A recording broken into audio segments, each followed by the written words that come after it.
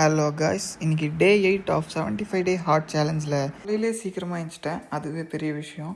சரி, பார்க்கு போகாமல் வீட்டிலே ட்ரெயின் பண்ணலாம் அப்படின்னு இங்கே வந்து பார்த்தா எங்கள் வீட்டு பின்னாடியே இவ்வளோ பால்கனி மாதிரி ஸ்லாப்லாம் இருக்குது. இவ்வளோ நாள் இதை பார்க்காம போயிட்டோமே அப்படின்னு நினச்சி இருக்கிற மரம் கீரம் எல்லாத்துலேயும் ஏறு. உங்களுக்கு டவுட் வரலாம், ஏன் இவன் இப்போ மரம் எல்லாத்துலேயும் ஏறுறான் அப்படின்ட்டு. கொஞ்ச நாளில் நான் அட்வென்ச்சர் ட்ரிப்லாம் போகலான்னு பிளான் பண்ணுக்கிறேன் காய்ஸ். அதுக்கு தான் இந்த ப்ராக்டிஸ் எல்லாம். அதுக்கப்புறம் இது நெக் ஒர்க் அவுட்டு, தப்பாக நினச்சிடாதீங்க.